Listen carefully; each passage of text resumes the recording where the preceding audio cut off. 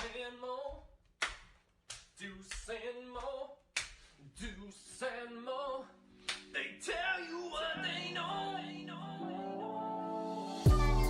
Do it for Deuce and Mo, Deuce and Mo. Hey. Do it for Deuce and Mo. When it comes to the Kings, it's my favorite show. Do it for Deuce and Mo, Deuce and Mo. Hey. Do it for Deuce and Mo. When it comes to the Kings, big hopes and dreams as we cover our kings. Never cover the kingdom, but we loving our kings. And we covered your prayers as we doing our thing. Big Deuce with the par, Lil Mo on the screen. Solo or together, still do it for team. Never switch up for $1 or revenue stream. So we always got each other, balance out the beam. Deuce and Mo, and that's the end of the theme song. Do it for Deuce and Mo, Deuce and Mo. We are live! Do it for Deuce and Mo. When it comes to the Kings, that's my favorite show. Happy Sunday night. The Kings have done something they haven't done in 2026, and that is win a goddamn game. How are we doing? What up, Deuce? Hey, Morgan. Woo. I'm rooting for y'all. Yeah. How about Malik Monk? Let's go, Kings. Appreciate you guys joining us. And something's missing, Morgan. Look at our beam in the back. We've not lit this since the Mavs win. That was like a long time ago. That was a very long time ago. Here we go. Do you remember how Want to do a countdown? 3, 2, 1. Dude. Beam is lit. The beam is lit in Sacramento for the first time in a long time. What was the date on that? I almost did the countdown from 10, by the way. That would have been fine. Oh, okay. I would have accepted it. This is the first one. Yes, it's December 27th. Oh, well. Do you remember the 27th of December? December? You know, it's amazing. Anytime I do that, I feel like it's so obvious what I'm about to say. Yeah. And it seems like you never know what I'm going to say. I did. Yeah, it's just butchered. Did I not do it right? Yeah, it just didn't Do it sound again. good. No. Do you remember the 27th of December? Yeah. It was the last time the Kings had ever won a game. Give me a hell yeah. Appreciate you guys so much for being here. If you haven't done it yet, hit the thumbs up and subscribe because we are closing in on 22,000 subs. God, that feels good. Let's go. So we're going to talk about the game tonight. Of course, we'll talk about a rare Kings win. We don't know how many of these we'll get this year. Maybe, I don't know, like 10 more. So we'll talk about that. We'll sprinkle in some trade rumors, and there were some good things that happened tonight. Some fun things. There are some fun things that we'll talk about. But, since it's the first one in 2016, I can give the people what they want. 2016? Yeah, and plus 10 is 2026. Do you remember? 2016, man. 2016. Never forget it. The Kings were bad then. 10 years later, bad. Not funny. Oh! Let me stop it, actually. Let me set the scene. Okay. Sacramento Kings back at home, taking on a Rockets team. A bit desperate. Ime Udoka calling them out after the last loss to Portland, losers of 2 in a row. And they're taking on a Kings team that lost 7 straight. Down a couple of starters and down Dennis Schroder, who's been suspended 3 games for trying to go to blow with Luka. So what was in store tonight? Oh, I would say Malik Monk. Welcome back. Oh, Malik Monk. Getting DMPs left and right. But you know what he did? That guy showed up. Giving buckets off the Kings bench, including 2 big threes in the fourth. Oh. And how about some love for the rookie bigs? Maxime Reynaud with a double-double. And how about Dylan Cardwell? I think we're officially out of fog. Well, you didn't know how much we were going to need this year, so. Maybe we'll get some more of it back. The Rockets looked a little slow today, a little sluggish, and the Kings don't hit a lot of threes, but they hit 5 of 7 in the fourth quarter.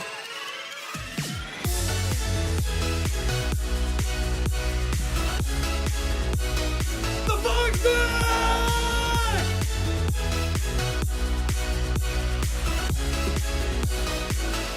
And for only the 9th time this year, the Sacramento Kings light the beam in the capital city. We may only get 7 to 8 to 9 more of those, so you can enjoy this one tonight. Thanks so much for being here. You know I only do that for the people, right? You would never just do something unless you also wanted to do it. I do it for them. I want to do it for them. People expect it, and we're not going to get many of them, so you still do it. It's kind of like the people who go, Why do you like the beam still? You got 9 wins. Why do you like the beam? Because you win, you light the beam. Yeah. It's the same, anything in life. Like, you do something well, even if you don't do much well, like, you got to just celebrate the wins. Celebrate the wins. Yeah. All right, let's celebrate Light a this beam. one. Hit the thumbs up and subscribe. Let's get started. Deuce and Mo coming down. 3, 2, 1. Hit my music. Deuce and Mo. Deuce and Mo. Deuce and Mo. They tell you what they know. Deuce and Mo. Deuce and Mo. Deuce and Mo. The podcast that you know. Morgan, I want to be excited about this Kings win. Snap into 7-game, losing skid 111-98. But I think we have to start the show in an appropriate fashion and highlight the fact that the Rockets had to overcome obstacles that really, I'm not sure any team in the NBA could overcome. Or any human in the No, world no, could no. overcome. We learned after the game from the Hall of Famer Mark Spears. Love Mark Spears. Love him. That, wow. This is tough. I'm sorry, it's going to take me a Yeah, second to get you through got this, okay? That the Rockets couldn't find a hotel in Sacramento last night. So they had to stay in San Francisco. They had to sit down. If you're at home, just take a second here. They had to drive all the way from San Francisco on a game day. On a game day. To play tonight. And if you think about that journey, Oh my God. up I-80. Like, are we trying to make them tired? This should be illegal. A travel day from hell Mm-hmm. for the Houston Rockets. Absolutely. So I feel for them tonight. Here's my question. So did they land in SFO? Like, did they just, you know what I mean? Or did they fly to Sacramento and go, there's no hotels? Well, Sacramento doesn't have a ton of 5-star hotels. So I don't know if it was booked up because the Lakers are in town too. I personally don't understand the logistics, but here's what I'm going to say right now. What? Oh, no, you had to drive up here. They do it all the time. Yeah. People go drive to On San a game Francisco day. every day. By the way, I'm not even saying they're complaining about it. I just thought it was a funny thing. No, and can I also say this? Like, why do I understand? I understand. They're NBA players and they make millions and millions of dollars that we will never make in our lives. Yeah. They're so much better than us. So that's why they have to stay in 5-star hotels. They can't stay in a fucking 4-star hotel. No, I'm like kind of being serious. Yeah, I don't know. It's Like, funny. What are we doing? Anyway, Okay. all jokes aside, Yep. the Kings do something that I don't think any of us thought they would do. When you looked at the schedule, how they've been playing recently, losers of 7 in a row, taking on a Rockets team that has lost 2 in a row, that's kind of been up and down since the last time they played in Sacramento. They're getting Şengün back. You're thinking, okay, this is going to be a beatdown. Udoka and his group, they're going to send a message against a struggling Kings team that's still shorthanded, that just lost Schroder to a 3-game suspension. And what you saw was the Kings hanging around the whole game, a competitive game. And then in the fourth quarter, it was the Kings who took off and ran away with a double-digit victory, which, by the way, has not happened many times this year. I believe it's the second time this year the Kings have won by double digits. They are now 9-30 on the season. They beat the Rockets tonight, 111-98. This podcast presented by our friends here at Sentivo Vineyards and Winery. A lot to talk about. We'll sprinkle in some thoughts about tonight's game, what we liked, what we didn't like, look ahead to the Lakers game, and, of course, talk about trade rumors because they are swirling in what could be a big week for the Sacramento Kings. All eyes on January 15th. That's when one of the first dominoes could fall, maybe. Maybe. Guys who could be traded. Yeah. Maybe someone like Jonathan Kuminga. Aw. Anyway, Morgan Reagan, how are you? I'm good. Yeah. I'm okay. I could say it really quick, or I don't have to. Oh, yeah, go ahead. It's so, as we've mentioned, the Kings have only won 9 games this season, if you didn't know that. And, on a post-game show that I was on, I was so excited to talk about what went well. And they just had so many audio issues and so many things. And by the way, let me just say, we have such a great team. Such a great team behind the scenes. They were dealing with a new truck. They were dealing with their own crap. I feel so bad for them. But it just I was so deflated. Anyone that was watching the show live there after the game, all excited, I'm just looking down with my mic, just trying to stay composed because nothing could work. I couldn't interview Precious Achua. I couldn't enjoy the moment of the win. So I'm so glad I get the podcast to have my second chance opportunity. We'll see how you handle Oh, a second shit. chance opportunity, because in some ways the Kings did great with theirs tonight. Yeah. What did you like about tonight's Kings win over the Rockets? I guess that they played all 4 quarters. I like a lot of the minute distribution and that we saw young guys play in different roles. We saw Malik Monk do exactly what you would expect Malik Monk to do. He also finished the game instead of Zach LaVine. Well, I know we'll talk all about that. But I guess just all in all, playing the whole game. Yes, that should be the standard every single basketball game. It's not with this team. And the fact that they did, and then they even did the pedal to the metal in that 4th quarter, sure. The Rockets missing their shots, making their own mistakes. But we've seen it far too often. Other teams just figure out a way against the Sacramento Kings, no matter what they need to do. And the Kings just made sure that the Rockets were not going to capitalize on any of their mistakes. And they were just going to go pedal to the metal, make their shots, bring the energy. In the 3rd quarter, I thought, oh no, this is when the Rockets start pulling away. Amen Thompson was getting going. He had 16 points in that quarter. Yes. Some unbelievable plays from him in transition too. The Kings lost him a couple of times on miscommunications. And I'm like, all right, this is when it falls apart. And then they stayed in it. And I'm like, oh, wow. It just, the Rockets could never get any real separation. Yeah. And the Kings kept fighting. I think that my biggest takeaway tonight fight. is that was they were fighting. Yeah. And one of my favorite guys in this game tonight was the rookie Dylan Cardwell. Oh my, his fight, his energy, his joy, his presence, all of it. I mean, no, because I keep talking about all those aspects of his game, but what he was doing on the floor when it came to rebounding, when it came to scoring, when it came to just putting a body on someone and making them think twice. I was wondering what Houston Rockets players were feeling looking at him, because he would do anything and he'd be encouraging the crowd. There was one play, I think it was when Amen Thompson had to travel, and Cardwell starts marching down the floor doing the travel thing and then signals King's ball. And I'm like, dude, some of these Rockets players may be taking offense to some of this shit, because it's like he's showboating, but it's not, it's out of joy. He's literally trying to get the fans into it. And then you had the sequence where him and Dorian Finney-Smith are mixing it up down low, trying to fight for positioning for a rebound. And Finney-Smith shoves him. He goes somersaulting. Rolls up. He jumps like up, volleyball roll. and I was going, oh no, this is going to be bad. And he just instantly starts going to the crowd, yeah, let's go, let's go. I'm like, what is happening here? I can tell you right now, if I was in that situation, you were in that situation, if a lot of NBA players were in that situation where they got shoved in the back like that Extended and went tumbling arms down to the first row, you're getting up and you're doing something about it. Instead, he's like, positive energy. Let's go. Even the best part about this, though, then you see the scuffle start to happen in the back. Monk's like, hell no, you're not doing that to my guy. I'm going up to Dorian Finney-Smith. Goes up to him, but the chaos is happening. Bombs exploding behind Cardwell, and he's just doing this to the crowd, and he turns around, sees it all, and he's like, they got it.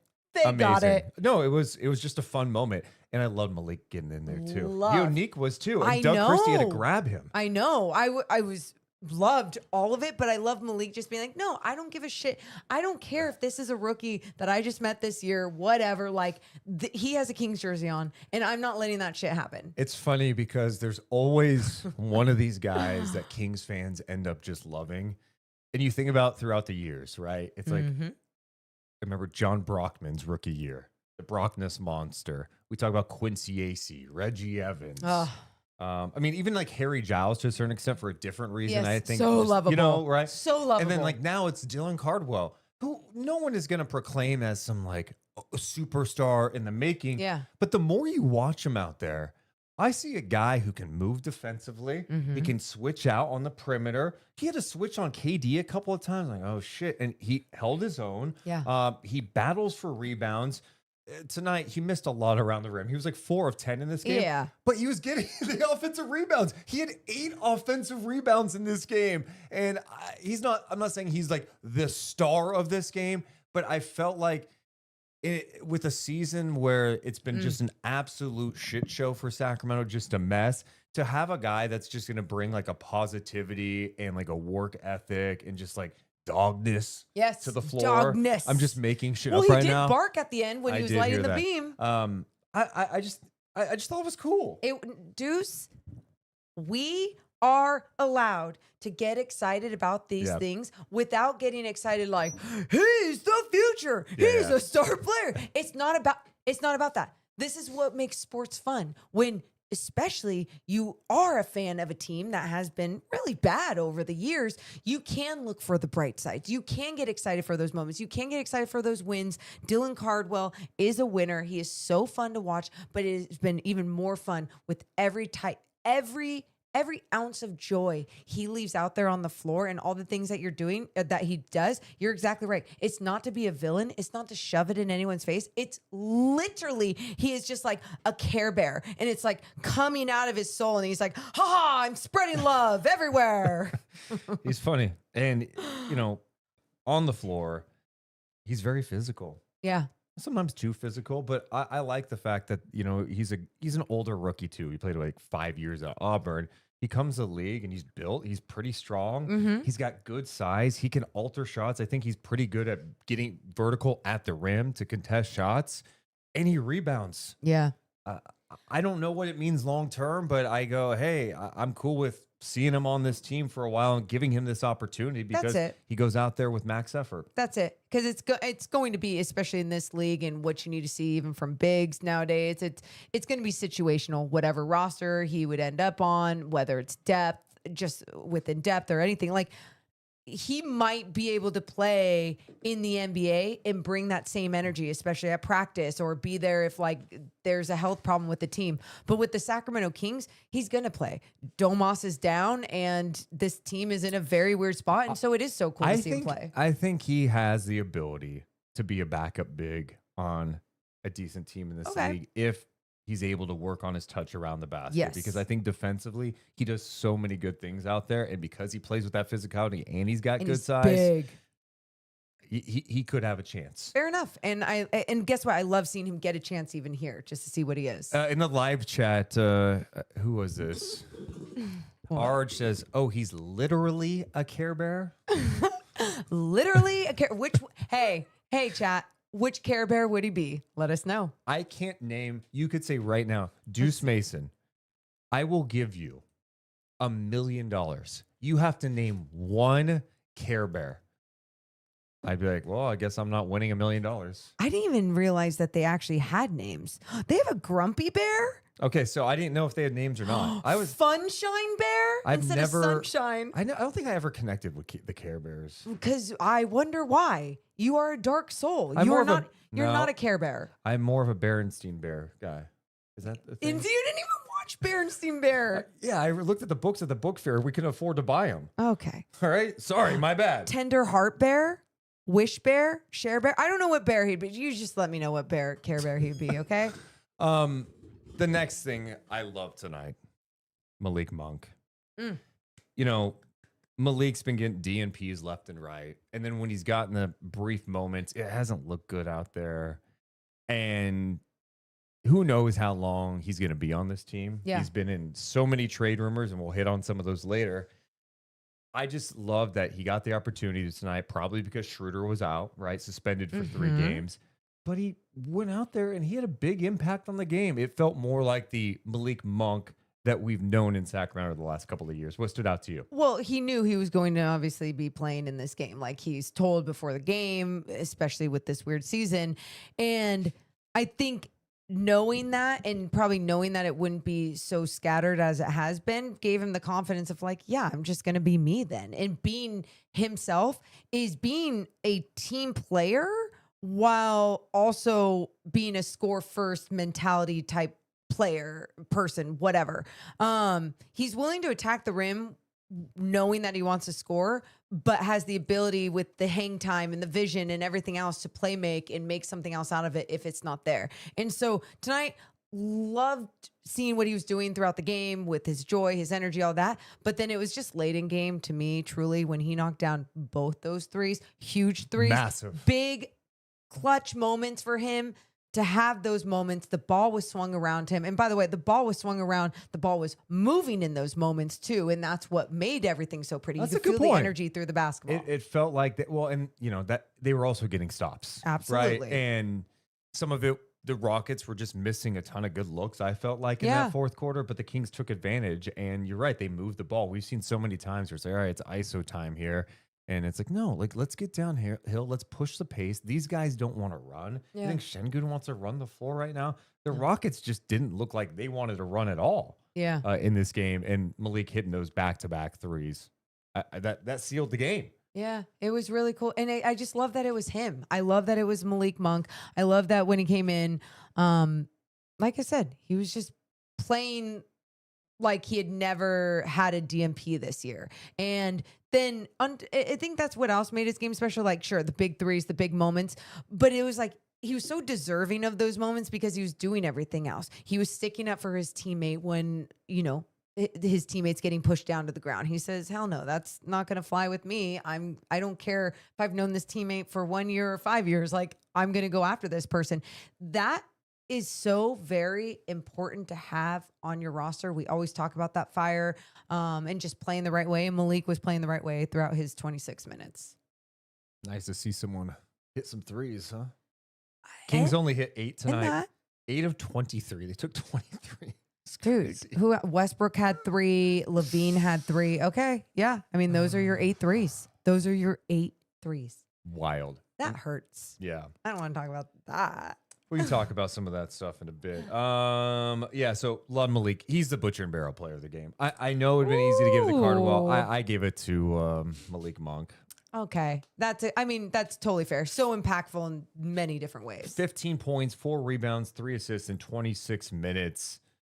Our butcher and barrel player of the game goes to Malik Monk. If you haven't been a butcher and barrel, it's just a block away from Golden One Center. Go there before a Kings game or a big event. Yeah. Or for a date night. And- Whatever, with some friends. Well, I mean, whatever you want to do, because right now through the 18th too, they have a $48 deal for a 3-course meal. And let me tell you, it's delicious. So either go right now all the way to the 18th for that deal, or you can just go before any Sacramento Kings game, $38 for a Wagyu burger, a shot, and a beer. Yeah. What's up with the Houston Rockets? Okay. Are we talking about that really quick? Because it Yeah. is not really quick. It is so strange to see them look. I don't even know if it's deflated. They look flat. That's what it is. They start off a game looking big, looking crisp. You see Thompson driving to the hole. No one can stop him. You got Kevin Durant, who's scoring, I guess 23 points tonight. But even sometimes when Jabari Smith has the ball in his hands and he's going to the basket, I'm like, who's stopping him? Wow, this guy's so big. Şengün, same thing. Can pass the ball if a double comes on him. Whatever. Huge human being. How does that not work in today's NBA? How does that not translate into a W against a really bad Sacramento Kings team? I don't know. They're missing a lot of shots late. And then obviously with some of those shots, just not getting the 50-50 ball or those second chance opportunities. Yeah, and some bad turnovers in this game too. The Kings out-rebounded them tonight, which was huge because in the first matchup, I believe Houston out-rebounded the Kings, not joking, by 30. Okay, it was outrageous in the very first meeting in Houston this year. Kings got them 46-42 in this game. Offensive rebounds, second chance points. 31 to 18 second chance points for the Sacramento Kings. Yeah. 31 second chance points. Sacramento had 19 offensive rebounds, so did Houston. So I think ultimately, though, when we ask the question, what's up with the Houston Rockets, and talking to some people even behind the scenes, they've had some health issues. Şengün, coming back, Tari Eason going down with the rolled ankle just the other day. But the main thing, and we've talked about it since the beginning of this year, Deuce, they don't have a point guard. Yeah, the biggest injury is the Fred VanVleet one. Correct. And who knows? I know he's hinted about maybe coming back at some point this year. You can't count on that. And they do need a point guard. But in addition to that, I just didn't feel a pop from them at all tonight. For a team that got called out about their aggressiveness, who was aggressive in this one? Yeah. Amen Thompson? I felt like he was playing with a ton of force. That dunk he had on Cardwell, by the way. Oh my God. It was nasty. But I just didn't see it. Like, even Yeah. Durant didn't feel like he had that same aggressiveness. And maybe for him, he's kind of in this mode where it's like, no, I need some other people to help out. Hey, youngins on this team, you got to do your thing. And I'm a Rockets fan. Watching Şengün dribble the air out of the ball and everyone just kind of stand around knowing what's going to, it's not winning basketball. And this team has too much talent, in my opinion, to be where they are right now, which is losers of 3 in a row to Portland twice and now to Sacramento. It's like, weird. It's just strange to me. And so I'm very curious to see what kind of move that they may make at the deadline. This is a team that's you don't trade for Kevin Durant without having expectations of a championship. And right now, this is not a championship team. You saw flashes earlier this year from Reed Shepherd. I thought I was going to mention him too. But every time now, I mean, I don't know. What? If you're Udoka, like, I don't know how you handle this because Reed Shepherd can be a very explosive offensive player. Sure. His 3-point shooting is tremendous for a team that doesn't take like a ton of threes. Yeah.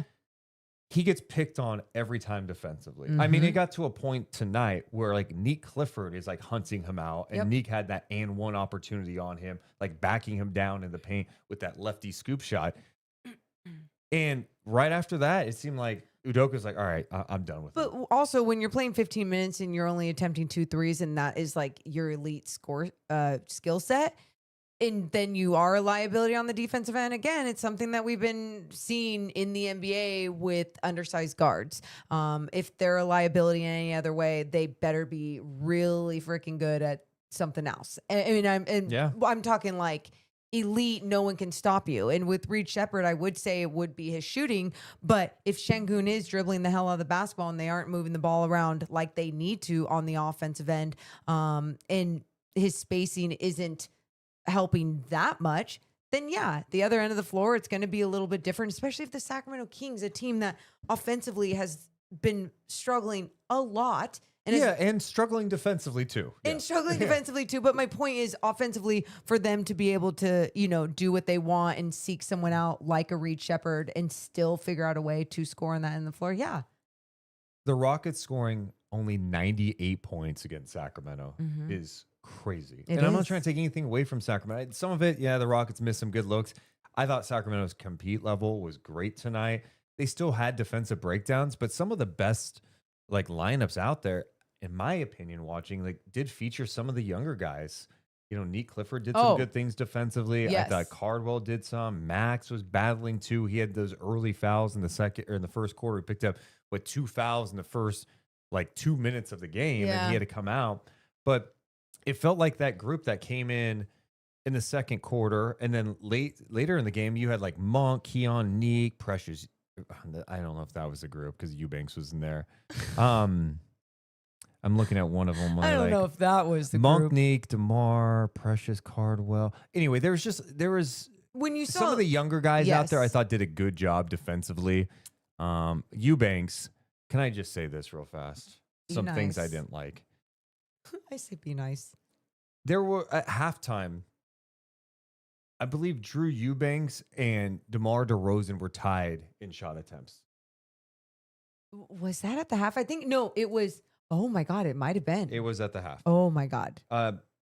Jeez. Eubanks was 1 of 6 from the field. And I'm just saying, like, Drew's just got to find a way when he gets in there. Just do the dirty work. Like, there was one with the clock winding down. He gets the ball in the corner, puts the ball on the floor, and instead of finding Nique wide open for three, he was like jumping up and down. He took some crazy ass hook shot that was well off the mark. And I feel like when he gets those opportunities, he comes in and tries to score the basketball. Okay, I don't know. This is really nerdy stuff. What? That? Just going deep on Drew Eubanks when you're 9 and 30. You want to know why? The reason why, but no, the point that you're trying to make is with the flow of the lineup that is in there at that time, you just want to see things done the right way. You want to see the decision making at a different level, and you don't want to see Drew Eubanks make the decision. He's not the organizer out there. He's not, so he shouldn't be the one making that decision at the end of the day when the ball could be passed around a little bit more. And he should be just doing the dirty work and trying to get his there, because you know how much more he would be appreciated. And by the way, he'll get rewarded. If Russ is in there with him too, like he'll throw a ball or two above the rim and say, throw it down, Eubanks. But like, yeah, for the most part, Deuce, I get what you're saying. Another guy I want to talk about real fast that I like. Go back to things I liked. DeMar DeRozan. Okay. Oh. DeMar's playing some good basketball right now. I've said this so many times. He may end up being here after the deadline, and you do need a grown up in the room if you're playing a whole bunch of young guys. And he is a grown up, but professional. If he is a guy who has obviously been in a lot of trade rumors because of where Sacramento is at, if you're watching him and you see his ability to score the basketball against really good defensive players, he was doing that tonight. Yeah, he hunted out mismatches, but like Jabari Smith on him, he's like, all right, go ahead and score here. He just gets buckets. And then when it comes to when those double teams do come, when they start bringing over that second defender, I think this year he's done such a great job of just making the right play and getting off the ball, not forcing it. He ends up in this game with an efficient 22 points on 8 of 13 shooting, 6 of 6 at the free throw line. He also had 6 assists in this game, no turnovers. And shout out to him for surpassing 26,000 points. So impressive. And the way he played tonight, so efficient, especially in that first quarter, didn't miss a shot. But then throughout this entire game, like you just said, being able to make the right play, facilitate. There was a moment later on in the game, Max Reno either got the ball, passed it back out to DeMar or something. DeMar was trying to go to work.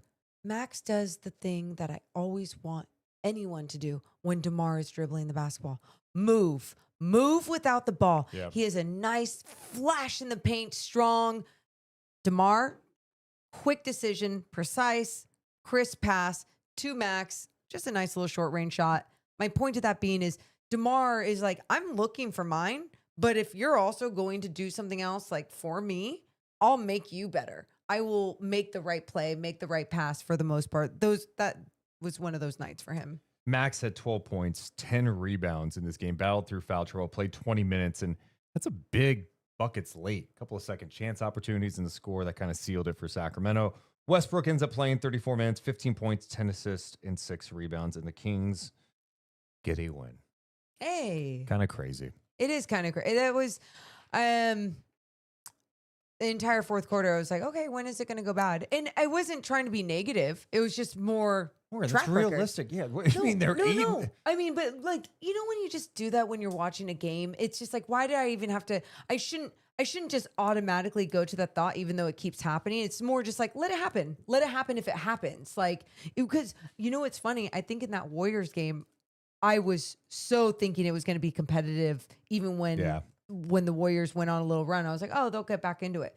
And so with this, I think there was just no feel, no expectations. And so when the Kings just kept going pedal to the metal, I was like, holy shit. That's what I did. Holy shit, huh? 111. Hey. 98. What do you guys think is the J Street Dental moment of tonight's game? Oh, easy. Okay. I can't wait to hear what's easy. That was the one I text you, right? I don't know, Morgan. What's your? Just tell me. I'm not sure. I know. Now I'm thinking. I'm pretty sure it was the Dylan Cardwell, getting fouled, going out, and then Monk coming in there. I think that's a good one. That's a great one. Maybe it's just Malik Monk in general because he had that dunk too. Oh, that might have been my moment. Oh no, that might have been my J Street Dental moment of the game. The Monk dunk, Monk back-to-back threes. Oh no, let's add that. God, so much fun. Oh, sprinkle in some good basketball. Yes, those are all great. Such fantastic energy moments. Even when 2 free throws were missed and everyone got free pizza too, and then Zach LaVine had to fight for the rebound because it was almost an offensive rebound by Şengün or something, and then it ended up being King's ball. Just the crowd popping. I was like, unbelievable. These fans, unbelievable. We'll also put Cardwell being pushed on there too, because that his energy, love his energy. That goes into the J Street Dental moment, Jar Morgan, and we don't get to pull one out because the Kings won. So we get the moment jar is full. Great moments, courtesy of our friends over at J Street Dental. And enriching lives and enhancing smiles. Head to jstreetdentalgroup.com. Also, check out their sister office, Sacramento River Dental, if you want a smile like this. I'm so excited to go back. Get my cavity. In the chat, a lot of people are mentioning Monk throwing it down as a moment, the card roll and getting up. Yes, absolutely. And then Sydney said Nique missed that big dunk, which would have been a good moment. Yeah, that's when is he gonna be able to dunk on someone? He's had some close calls tonight. It's there. Almost caught a body. Was that Steven Adams underneath, I believe, when he went up for that dunk? He went hard at the rim. Dude, that was so fun. He had a nice move on KD in transition too, where he was just going down the right side. Oh, I'm so glad you brought this up. What do you mean a nice move? You mean the Euro step on Kevin Durant in transition? Well, you didn't bring it up. You know, it was beautiful. I mean, Nique, we need to just keep seeing more. I think he's getting more and more aggressive offensively. He's looking more comfortable. He's got to knock down shots. That's the next thing is like, okay, is he going to be a good shooter in this league? Sure. That's going to be a question. But I think defensively, I keep talking about that. He plays with his chest. He's got good size. He's strong. And then some of the takes he's had have been really nice. So now let's give him the opportunity to have the ball in his hands a little bit more. And what I did like about tonight is Doug said post-game that one of the reasons, too, he had Clifford and Monk out there was just to give Clifford the opportunity where it wasn't all just falling on him to handle the ball. You did have Malik out there, especially against the pressure that the Rockets can impose defensively. And that's exactly Scott Perry was talking to us on NBC before the game about how, hey, just seeing guys in different roles too, and seeing Nique Clifford more as a facilitator with the ball in his hands. And that's something you and I have been talking about for so much of this season now, where we're just like, give him a chance. Because it's a shitty season anyway. Just let us see it. Let us see. And seeing it a little bit more and allowing him to kind of gain confidence in that role. Like even Doug being able to put Malik by his side and be like, hey, it's not going to all fall on you if you turn the ball over. Or you're not going to lose your confidence here. Like, you're an NBA player. Facilitate. Play the game. You have great feel. And that's what he got to do. That's what he got to do in his minutes that he was actually playing. Yeah. So shout out to Nique Clifford too.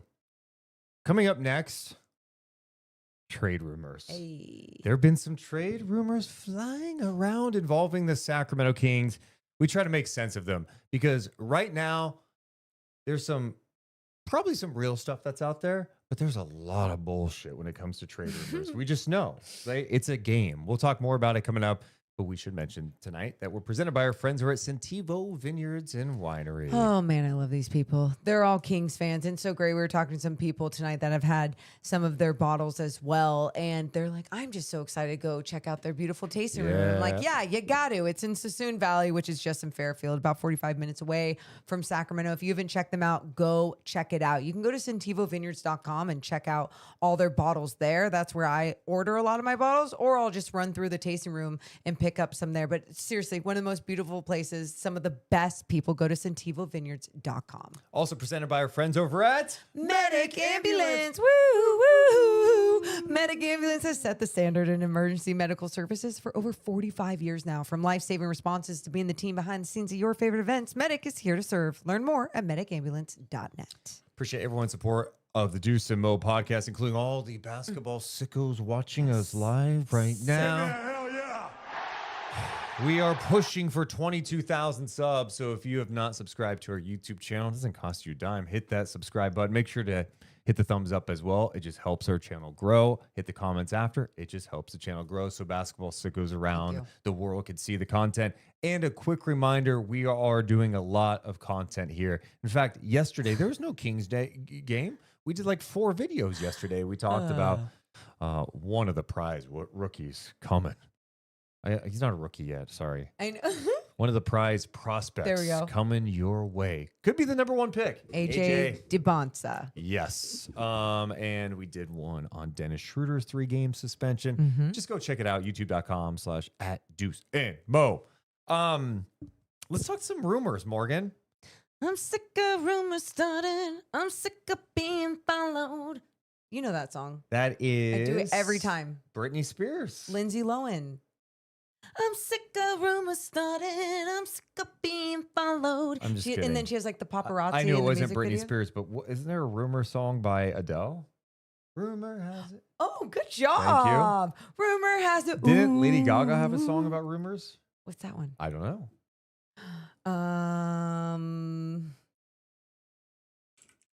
I couldn't even think of I one. could just be making that up. I don't know. No. I want your rumor. I want your rumor. You and me could be a bad rumor. Whoa.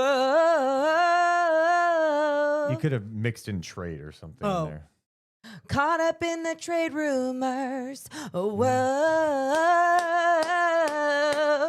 Caught up in the trade rumors. Rumor. Again, I think you could mix in other words besides rumor into your lyrics. The whole song is rumor, rumor, rumor. I want that Giannis. I want the. Ja.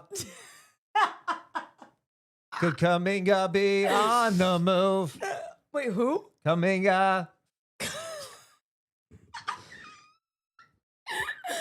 Oh my God. That's great. Maybe.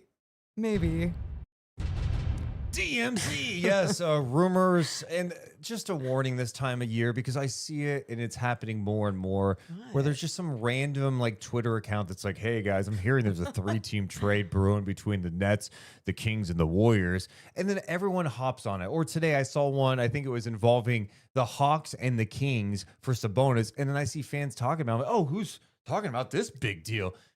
It's like Be nice. Joe Mm-hmm. basketball lover 25 on Twitter. And you're like, oh, is this like a person? Oh, it's just a random person. Just be careful this time of year. And then Be on careful. top of that, even with the people who report trade rumors, you got to be a little bit careful because this is a game. The game is crazy. You've got agents pushing shit out there. You've got teams doing it, random people. You never know who's putting out this information. So take it for what it's worth. Yes. They're just rumors. It's just literally, I've heard things around the league over the years, and I'm always just like, you're telling me that for a reason. I don't know. You're telling me that for a reason. I just keep it in my pocket.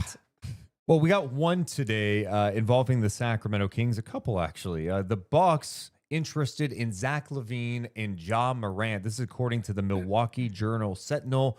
We've heard ESPN report that the Bucks could have some interest. Well, according to their longtime beat writer, Jim Ozarski, he says Sacramento's open to moving LaVine. Of course, it's unclear what the Kings are looking for in return for the veteran shooting guard beyond not taking any long-term salary. Milwaukee could send some short-term deals to Sacramento in exchange for taking on LaVine's $47.5 million salary this year, plus his $48.9 million player option for the 26-27 season. He also notes that the Grizzlies are reportedly open. No, he didn't report this. He noted that the Grizzlies are open to reporting Morant. It's okay. Have I done this before? I think you're not like actually reading the words. Just read the words. Okay. You look like you're fucking reading Rainbow, all right? Who the fuck do you think you are? I can go anywhere. All right. Okay. Memphis is looking for a package of young players and draft picks in return for Morant.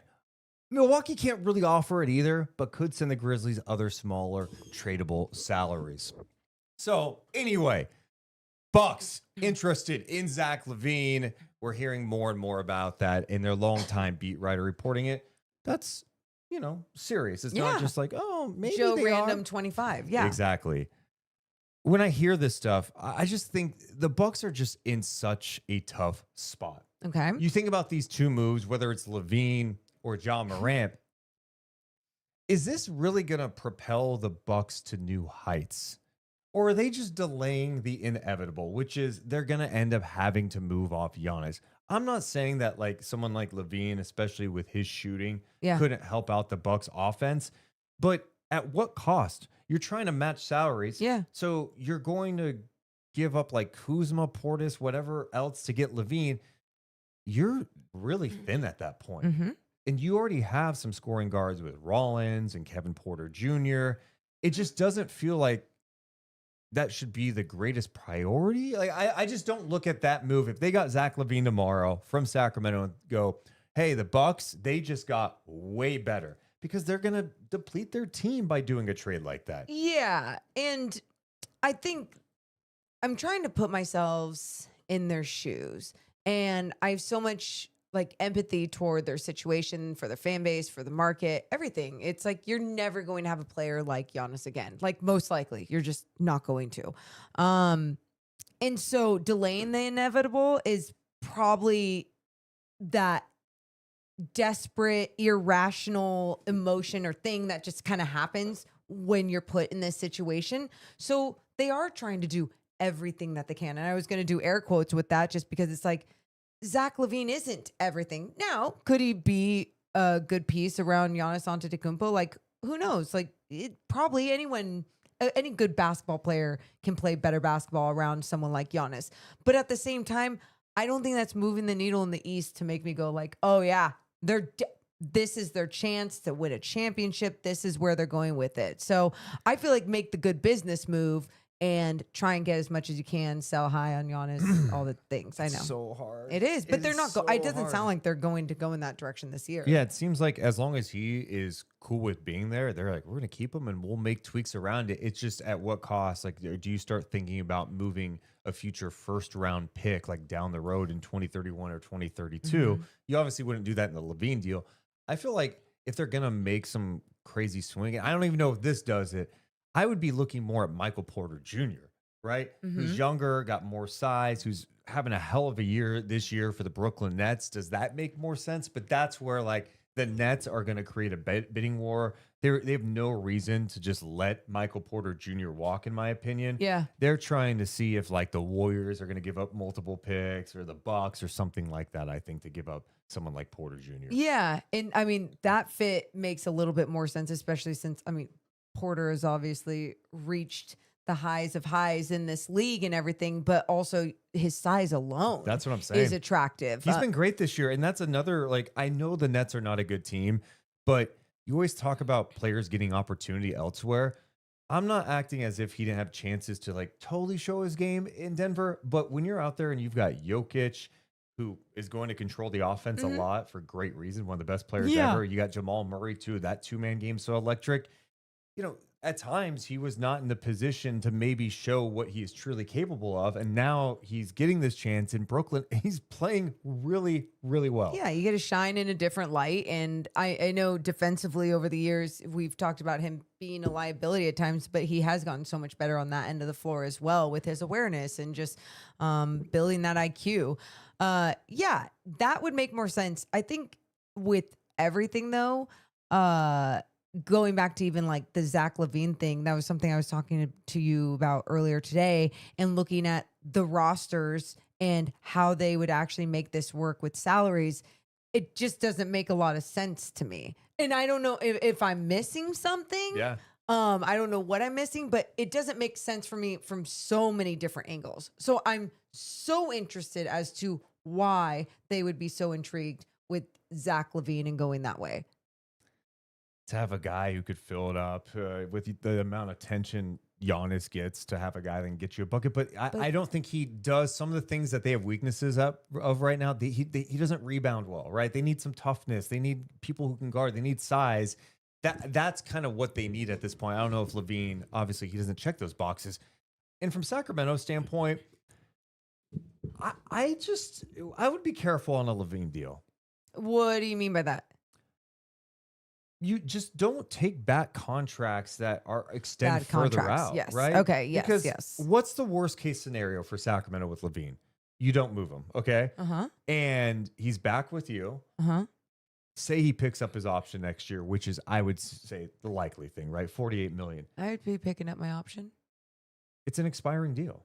And I don't think they're going to be able to move that expiring deal because it's so Well- much money. But my point is, just let it expire then. Yeah. Well, I mean, you're in a weird transition. They're not going to be good next year. They'll have a good draft pick that's going to be playing, and he can be involved in it. He can still play basketball, and they can try to find him a new opportunity elsewhere. But worst case scenario, just let it expire. Is that crazy? No, I guess when you really put it like that, I think that the toughest thing about it is just like, man, another year of just the Kings kind of going in this direction. And even though it's not their guy, but they have to play him because he's a $48 million player that can't just sit on the bench, which I hate even just saying that out loud. Like, it's just so stupid. It's like, Well, to be fair, he played 27 minutes tonight. I So know. that, for a guy who makes as much as he does, if they based it on that, he's a guy that you would be playing 35, 36 minutes. So fair.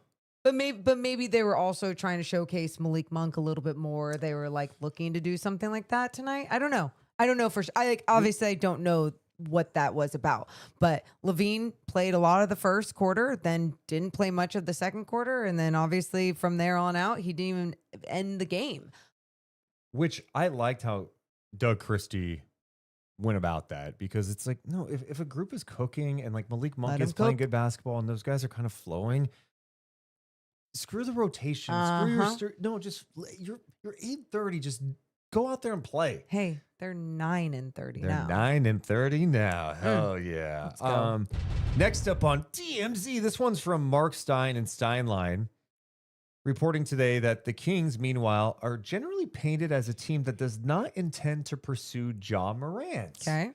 However, No. I must confess No. that some chatter to the contrary over the weekend has circulated, suggesting Sacramento's position could change if Memphis was prepared to accept a package headlined by DeMar DeRozan, Devin Carter, and some level of draft capital. All right. I totally believe Mark Stein, and he does great work, been in the business a long time. Yes. I'm not saying his information is wrong. I don't believe he's like misleading Yeah. people. I just don't buy this. Okay. This reeks to me of the Grizzlies or someone close to the Grizzlies pushing out a narrative like, no, Ja's actually got some value. Sacramento may be willing if they give up DeMar, Devin, and a pick. That'd be a great trade probably from Memphis, right? Mhm. You get off Ja Morant's money. You get a potential pick, a young player in Devin Carter, and then Sure. DeMar DeRozan. That's not a bad trade for them based on like some of the things you're seeing out there. And with DeMar's deal, only $10 million guaranteed next year. Yeah, with everything that you're seeing out there, especially like, the value of Ja Morant, what is it around the league? It's the same thing we were asking with Trae Young when that trade happened. That would be fair, I guess, for the most part. Yes. The Kings are not trading for Ja Morant. They better not. And I don't think they should be trading for Ja Mm-hmm. Morant. It just doesn't make sense. I know we talked about this the other day in a clip we did on our YouTube channel. We know how talented Ja Morant is, okay? And Yes. we've seen it throughout the years. At one time, he's a budding superstar.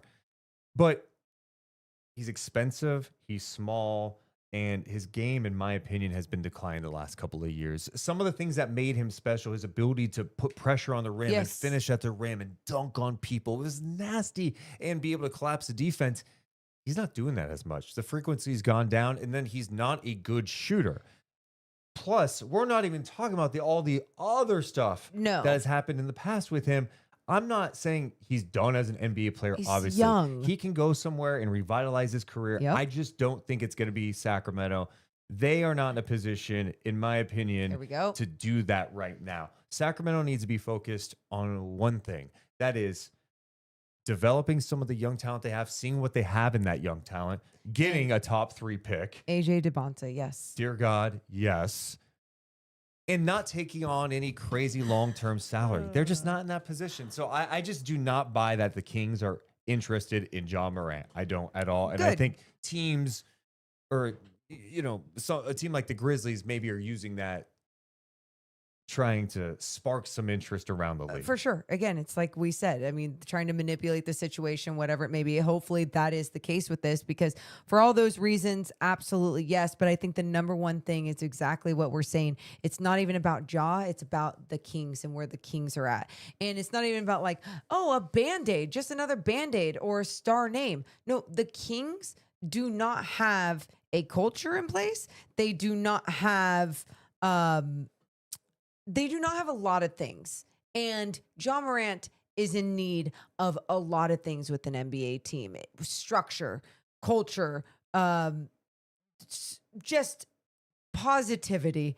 And with the Kings, you cannot put someone who is already like struggling with their path in the NBA, whether it's on the court or off the court, however you want to put it with Ja Morant, and then put them in a struggling situation that I don't think is good for anyone's mental health. The other thing, he's not a guy in the NBA. He can't be your number one. No, and guess what? He would be in Sacramento. You're number one, you're superstar on every single billboard, every single thing that you need. And that is not where he needs to be right now in the NBA. He would benefit from going and playing with someone who has that, right? Like Giannis. Yep. Right? Yep. I just don't think that's the play. And so I would highly doubt Sacramento would be in that. But this is a big week. January 15th is a big day because that's when Kuminga could be traded. And I feel like that's the one for me where I look at and go, if you can work that out with the Warriors, and I do think the obstacle here is finding a third team to get a deal done. Okay. I don't think the Warriors want anything that the Kings are offering. And so it's all right. It's one thing to get on the same page with the other team. Like, okay, yeah, we get what you want, but this is what we want. You have to wrangle in someone else. They want something for being in the deal too. So it just complicates matters. I think Kuminga makes a lot of sense for the Kings. I was watching some of his stuff that I've had saved on my computer since this summer when I went back and watched Kuminga. It's a no-brainer. And I'm not even like going to act like I'm some crazy Kuminga fan. Yeah. But when I think about his size, 23 years old, some of the defensive flashes you see, his scoring ability, I think a team like Sacramento should 100% take a chance on Kuminga as long as they're not giving up like draft capital. No, zero draft capital. You just can't. You can't when you're. I'd throw a second in there if they need it. Sure. But besides that, no. Also with Jonathan Kuminga, I think something, not that, I don't think you forget this because that was something when we first started hearing Jonathan Kuminga's name circling around the Kings. We've always been pretty much along the lines of, sure, low risk, whatever, you go with it. He's young. He's what the modern NBA is.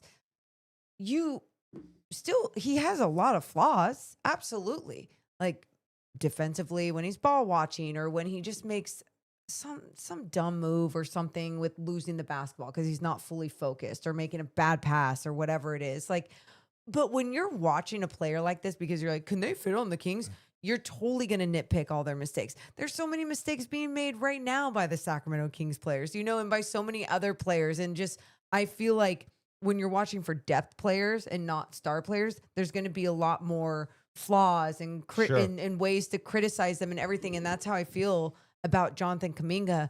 But I just feel like there's so much more. There's so many good things about him and his game for today's NBA and for what the Kings need going forward. Yeah, and one of the weaknesses, the three-point shooting, that's a concern, Sure. right? He's not a great three-point shooter at all. He hasn't proven that. I would say one of the things that we just don't know with him is what he looks like when he is getting a consistent opportunity where he doesn't have to look over his shoulder because Kerr's like, he's making a mistake, he's out, or I'm leaning on the vets. He hasn't fit into that system. And one of the things we always hear about when you talk about Kuminga is, well, I mean, if you can't play with Steph Curry, how good are you? I don't think it's playing with Steph. It's just Kerr's system. And Kerr clearly doesn't think he fits with what they are trying to accomplish there, which to me in a lot of ways is wild because he checks a lot of boxes for what they need from an athleticism standpoint. I understand the weaknesses, but the guy's got a team option for next year. take a look at him for the rest of this year. I would pick up the option and see what next year looks like. And if it looks like you want to be attached to him long term, then work it out. If not, you can move him or you let the contract expire. This is not going to be some franchise altering trade where it would set the Kings back for years to come, in my mind. If anything, it's one of those moves that has some upside to it. And a team like Sacramento, who lacks athletes and size up front, you 100% hop on that if it's available and to you. It's got to be through trades, because you're not going to get it through free agency. You're just not going to attract anyone here when you have a losing culture and organization for so long and no one to pair, to team people up with. And you don't want to keep attracting a whole bunch of older veterans to be like, yeah, get yours here. Get yours. Do what you need to do. No more of that, please. One last Kings note. Yeah. Jake Fisher just reporting that the Kings don't want to take back any long-term money in deals. And it's one of their challenges. They're trying to make all these moves, right? Like, oh, maybe we could move DeMar or Zach or Domas. Sacramento does not want to take on long-term salary in any deal. And apparently that's been one of the issues in conversations with the Toronto Raptors. According to Jake Fisher, the two sides have talked about Sabonis, but the Kings have no interest in bringing in Emmanuel Quickley or Jakob Poeltl back in deals because both are owed a lot of money for at least the next few seasons. I think the Kings are playing this right, and it makes it hard to get a deal done, but you have to stay disciplined. You can't be attaching draft picks to your bad deals to get off of them. You have to be patient with it. You can't take back long-term salary. Quickly's deal is awful. Is it? It's really bad. And he the one hasn't I had a didn't good know. year. I know he had a game winner the other night, but just so you guys know the salaries for both guys. Please. Emmanuel Quickley this year makes 32. Next year, 32. The year after that, 32. The year after that, 32. Whoa. Yeah. Thank you. Okay. Jakob Poeltl. Yeah. Where is he at on He's this up. list? Okay. He has a player option next year for $19.5 million. And then he makes 27.3, 29.4, and then a partial guarantee. So he has money in the 29-30 season. I'm not even shocked about like the price point, but like those are Yeah. long. Yeah. That is commitment, So- honey. The point being is at this deadline, I Huh. think we're all eager to see something different post-trade deadline from the Sacramento Kings. But let's also acknowledge making a trade to add bad salary is not the way to go. If you are adding bad salary, it needs to be because that team is getting off money and you've got cap space and you take on that contract. In addition, they are sending draft compensation Yeah. with those contracts. That's the only way. Other than that, it's like, no, then we'll hold on to these guys and we'll figure it out. You just have to suck it up and deal with the fact that in the next couple of years, 3 years, it's going to be tough. And hopefully you get some good draft picks and build from there. Stay disciplined. Wow. I feel like I'm I know. preaching to the Kings front office right You now. are. You're like a little inspirational, motivational speaker. Dude, get me in the room with Scott Perry. Yeah. I will tell him these things. Okay, go I'll cut a tell promo on him. him. Yeah, you'll cut a promo on him? Yeah. Like, what are you going to... No, don't... No. A fiery speech. I'm sure he'd really appreciate that. Yeah. And then I'm trying to think if there's anything else. No, those are all the Wow. rumors That's associated to the Kings, but that was a lot going That's on. a lot. Yeah. No, and it's fun. It's fun that there's a lot. And I mean, from obviously what we hear from behind the scenes and what Scott Perry always is saying, it's just like he's talking to people, like, that they are not comfortable with where this team is at. So of course they're looking at everything. And I don't know, it feels good because I know I keep identifying this season as like rock bottom or wherever it is, but sometimes that's where you have to go for things to even just like take any steps anywhere else. Yeah. Go back up. Just crawl back up. Stone Cold took some rock bottoms and he got up and stunned a lot of people after. Wow. Give me a hell yeah. Okay. hell yeah! Wow. All right. Next up for the Kings, second night of a back-to-back. They play the LA Lakers. An interesting week. The Kings play 3 games in 4 nights. They play tonight, then they play tomorrow against a Lakers team that's kind of struggling. Then a day off, Wednesday, Mike Brown and the New York Knicks come to town.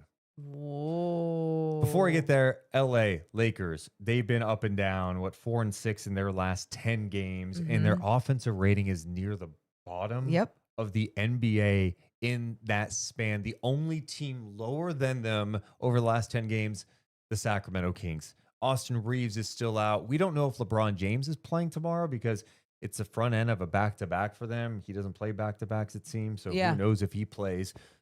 But what kind of response will Luka Doncic get from Kings fans coming up in that game after, I guess, what went down December 28th with him and Schroder? Schroder not playing in the game, suspended 3 games for, I guess, 40 minutes after the game, confronting Luka Doncic after those two were shit-talking the entire game. And it goes back to Eurobasket. And apparently, Schroder tried to swing on him. Yeah.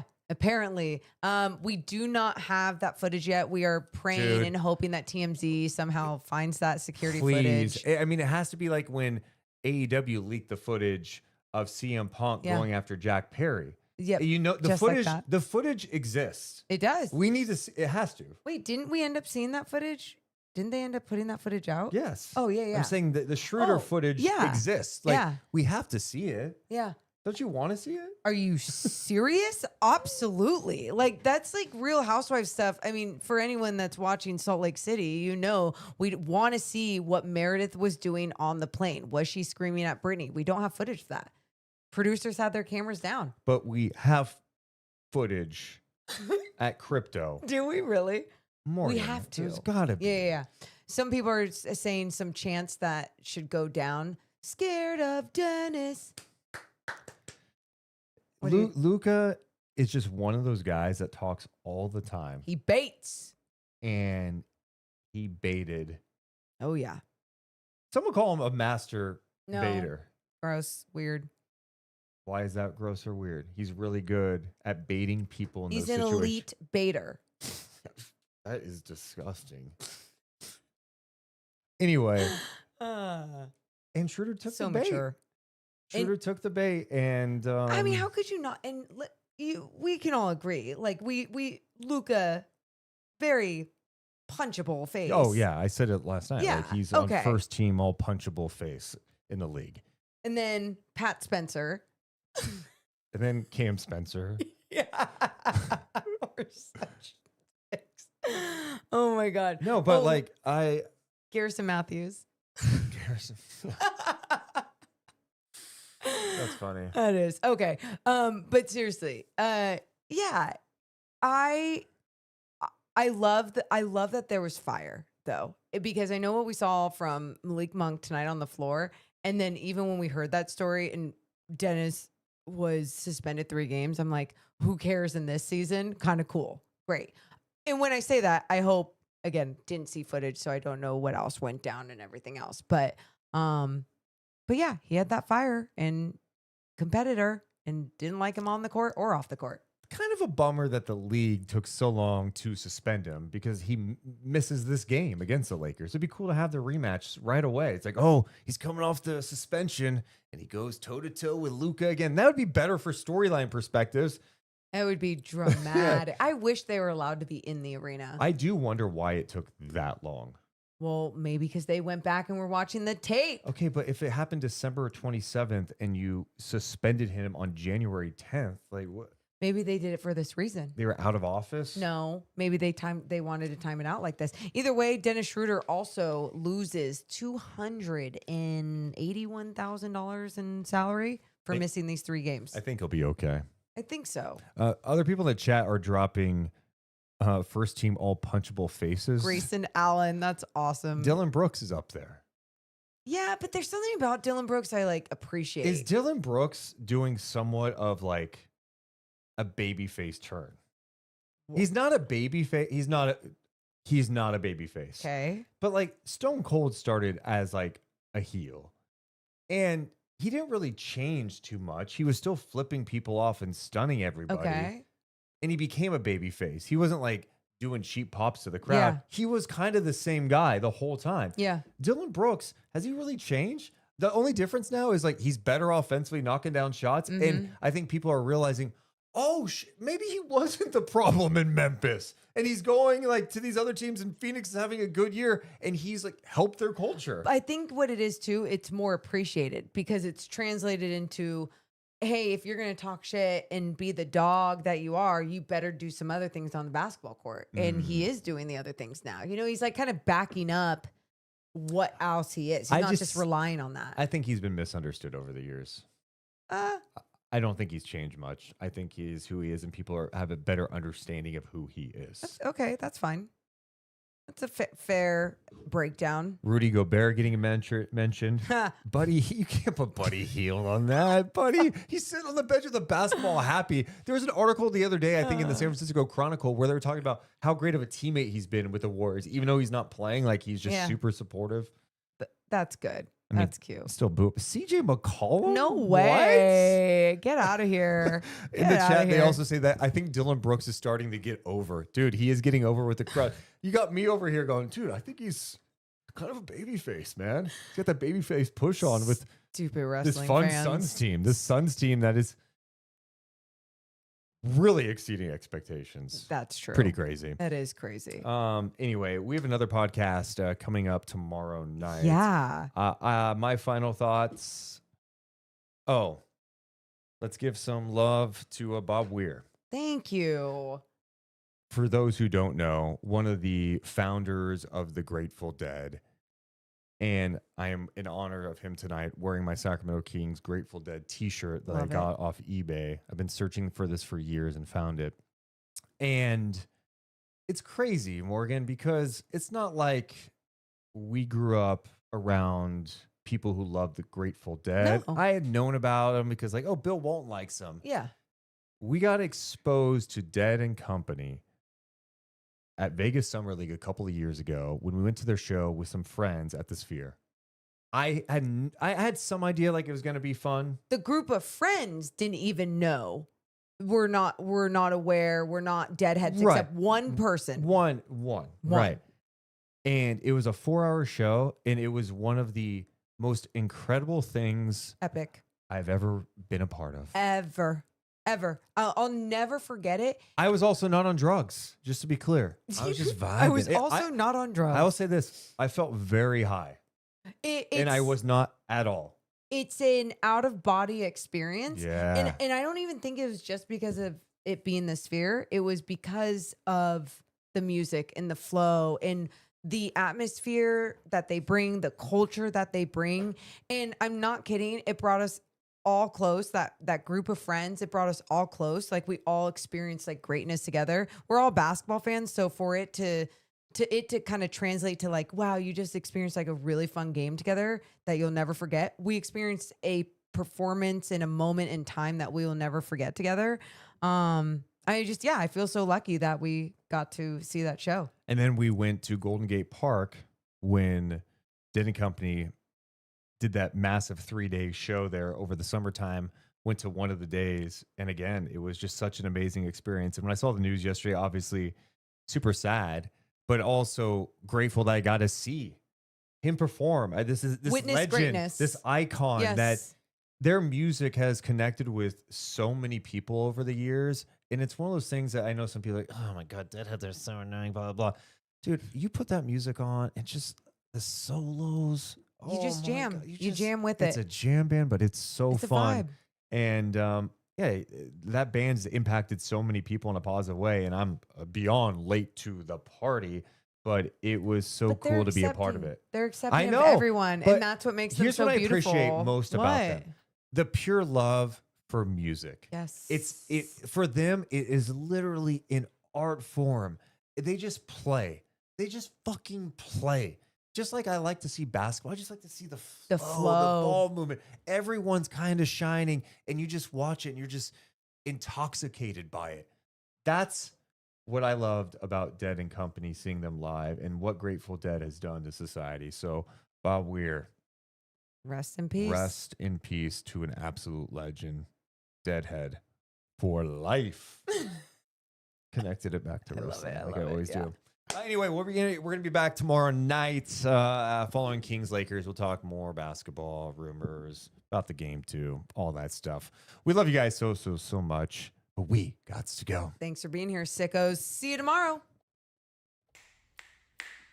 Deuce and Mo, Deuce and Mo, Deuce and Mo.